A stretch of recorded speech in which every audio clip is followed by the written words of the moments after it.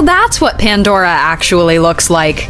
James Cameron's Avatar is one of the most visually stunning films ever made. But what does it look like without all the CGI? The animators have taken what the actors are doing and gone even beyond that. Ney'tiri lives a pretty unique lifestyle as one of the Na'vi on the planet of Pandora. One of the things that we see Ney'tiri partake in is drinking water from a leaf. But because director James Cameron loves to rely on technology innovation, the way that the scene was actually filmed without CGI may surprise you.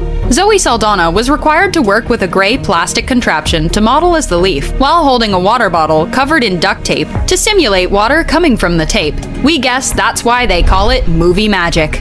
It's the most high-tech film in terms of its execution. You may or may not have had an awkward kiss in your life, but it probably wasn't as awkward as it was for Sam Worthington and Zoe Saldana when they had to kiss as Jake and Ney'tiri while filming Avatar. While in the movie itself, with all the added CGI, the scene plays out romantically. Without all the CGI, Worthington and Saldana had to kiss with their motion capture jumpsuits and with green dots all over their face, so that the motion capture on their characters' CGI bodies would be accurate and more real. We created a manually operated gimbal rig that they could balance on. One of the most exciting action scenes in all of Avatar was definitely the flying banshee. Obviously, a lot of CGI was needed to be done to bring the banshee to life, as there's no living, real-world counterpart to the creature. In order to capture Jake flying on the banshee, Sam Worthington was required to fly on the back of a moving plastic structure, where he'd be flung around with wires, all while wearing the motion capture suit. Honestly, we think we'd just prefer the ride at Disney World that seems a bit more comfortable.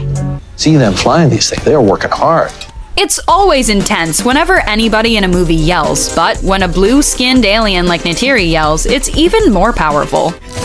You will never be one of the people! Despite the goofy motion capture getup and the silly plastic Na'vi ears, Saldana was still able to be quite intimidating on set. Layers of additional CGI were added in order to make Ney'tiri and the rest of the Na'vi look even more real in the film. You definitely wouldn't want to tick Ney'tiri off. I at least have no idea that I'm wearing this. I feel like I'm blue and I'm 9 feet tall. The big villain of Avatar was Stephen Lang's Colonel Miles Quaritch, who, unlike a lot of the other characters who required CG, is actually a human. One might assume that the Colonel's mech suit design was all CGI, but they would be wrong. The main core design of the suit was a practical effect, but it was the arm and the digital screens that were later added with additional CGI work in order to make the suit a more formidable force to the Na'vi. The final product proved to be quite the treat to the Na'vi and made Lang's Colonel an even more memorable villain. With rumors that he'll be back for the sequel, he may even bring that mech suit back. Oh yeah, who's bad? That's right.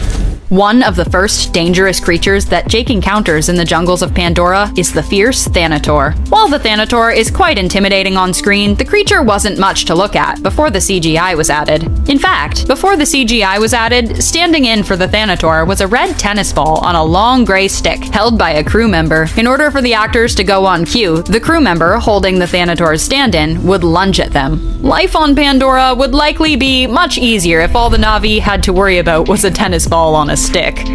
Cameron has a knack for working with actors and actresses he's worked with before, so of course, one of the actresses he brought with him